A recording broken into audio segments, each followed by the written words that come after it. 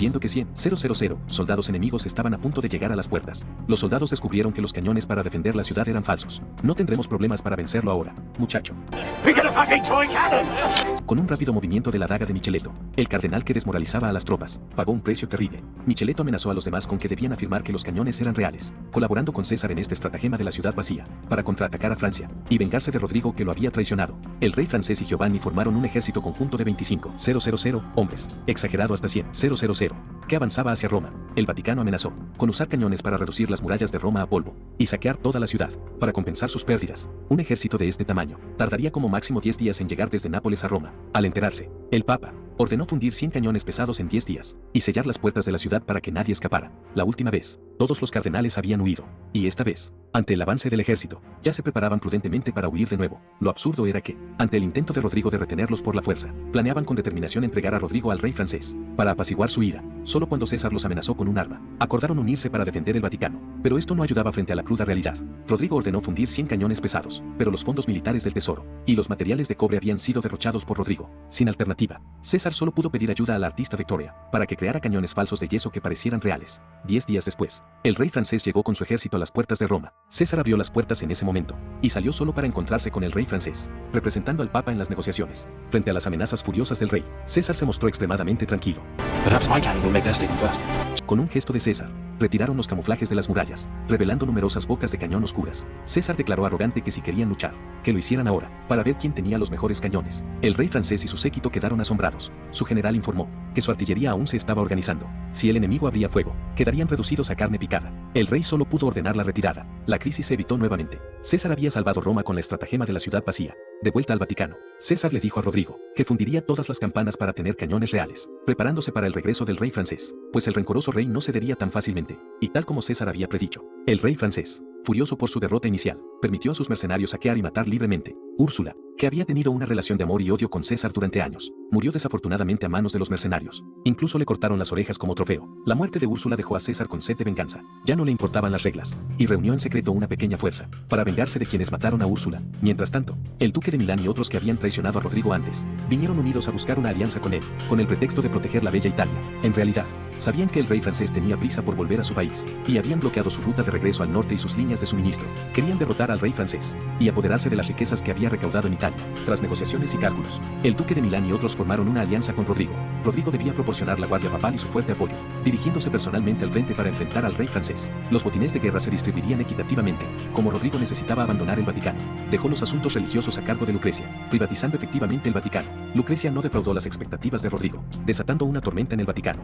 Días después, Rodrigo y el ejército aliado de Milán interceptaron al ejército francés. Ambos bandos, recelosos de iniciar la batalla, se mantuvieron en un impas. Durante este tiempo, César logró capturar a los mercenarios que habían matado a Úrsula. Tras brutales torturas, César obtuvo dos importantes revelaciones. Úrsula no había muerto en una masacre indiscriminada de mercenarios, sino que Giovanni, para vengarse por haber sido acusado de hipócrita, había ordenado a los mercenarios matar a la amada Úrsula de César. Además, el rey francés, por seguridad, había disfrazado la pólvora como barriles de verduras en la retaguardia. Tras obtener esta información, César masacró a todos los mercenarios como venganza, y luego planeó un ataque nocturno con el duque de Milán y los demás. Se infiltraría de noche para atacar la retaguardia, detonaría la pólvora creando confusión, y entonces el duque de Milán y los demás lanzarían un ataque sorpresa. Gracias a los esfuerzos de César y los demás, el ataque nocturno fue un gran éxito. Más de la mitad del ejército francés murió. El rey francés escapó de vuelta a Francia con los restos de su ejército. Rodrigo obtuvo enormes ganancias del botín de guerra, tras derrotar al poderoso ejército francés. Rodrigo no planeaba ajustar cuentas con Giovanni y los otros, porque la influencia de la familia Sforza era demasiado fuerte. Su vicesecretario provenía de la familia Sforza. El duque de Milán y Caterina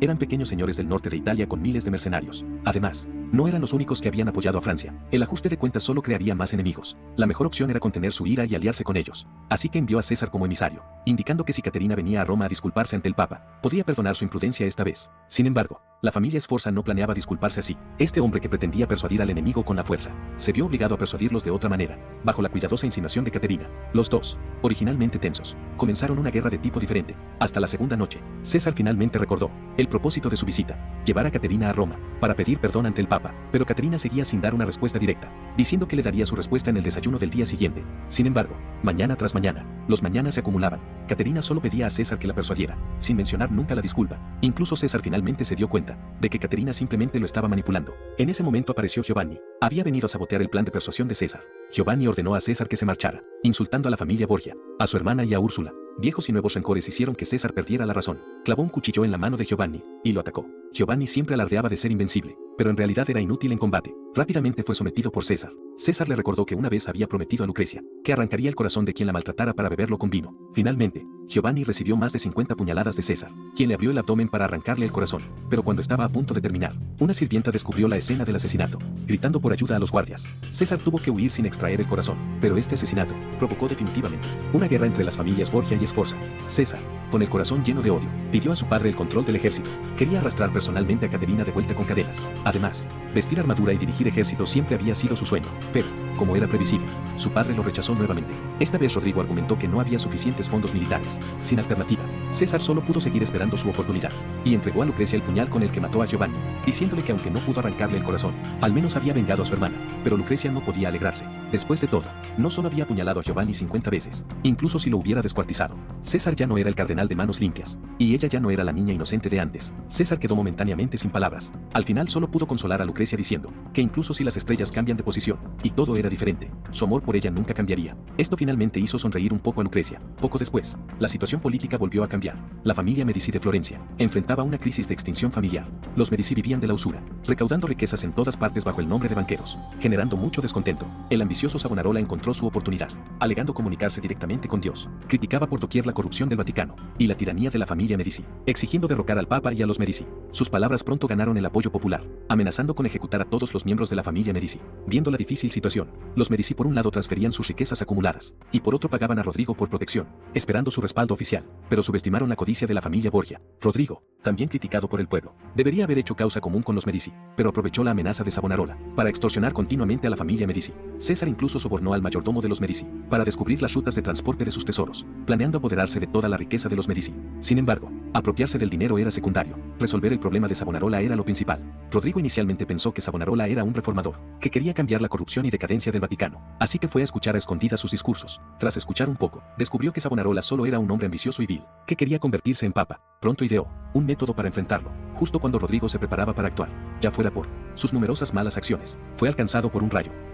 El papa más libertino de la historia, cuya vileza ni siquiera Dios podía soportar, recibió un rayo directamente en el Santísimo Vaticano. El techo se partió en innumerables fragmentos, matando e hiriendo a muchas personas, incluso en un momento de vida o muerte tan tenso. Rodrigo no olvidó su actuación política, lloró por cada víctima, y llamó a todos a unirse a él para rescatar a los heridos. Este era el momento de mostrar su lealtad a Dios, y su propia compasión. Rodrigo se esforzaba tanto, porque el Vaticano había sido alcanzado por un rayo, y la gente podría creer fácilmente que se debía a la inmoralidad del Papa, haciéndolo responsable. Así que usó varios métodos para recuperar su imagen. Por un lado, recorría las calles, bautizando a los pobres para ganar simpatía. Por otro lado, envió a Lucrecia y a su madre e hija a burdeles para atrapar a los cardenales, y luego chantajearlos para construir orfanatos, como una operación publicitaria, intentando convencer a todos de que el Papa no era inmoral. La familia Borgia no había defraudado al pueblo. El rayo era solo un fenómeno natural, pero esto tampoco ayudaba a la situación general. Al enterarse del rayo que golpeó el Vaticano, Savonarola aprovechó para intensificar sus ataques contra los Borgia y otras familias ricas. El resultado final fue la caída de muchos ricos, que se flagelaban para demostrar su arrepentimiento, adoptando el apellido Savonarola. Muchas hijas de familias ricas,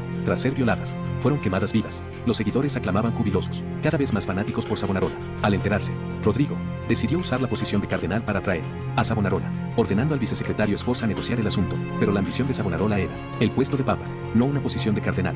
Rechazó la oferta con justicia y rectitud.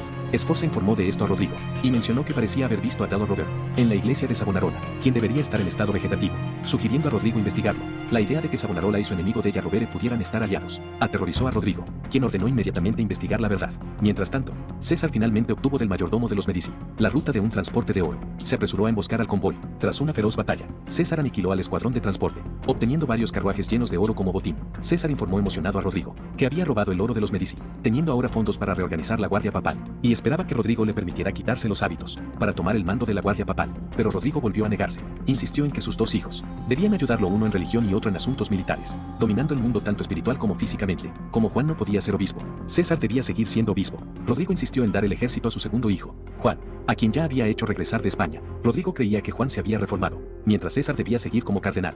yendo a Florencia para eliminar a los herejes, y a Della Rovere, que aparentemente estaba bien. También debía encontrar otro prometido para su hermana Lucrecia, consiguiendo un aliado para la familia Borgia, todas cosas que César no quería hacer. La obstinación de Rodrigo enfureció a César, pero no se atrevía a actuar contra su padre, solo podía dirigir su odio hacia Juan. Pronto, Juan, exiliado en España, regresó, sabiendo cómo complacer a su padre. El Papa le ofreció puros, su especialidad traída de tierras lejanas. El Papa pensó que su hijo había madurado con este matrimonio, pero pronto el obstinado Juan le daría un duro golpe, haciendo que la fortuna que él y César habían acumulado con tanto esfuerzo se desvaneciera en una noche.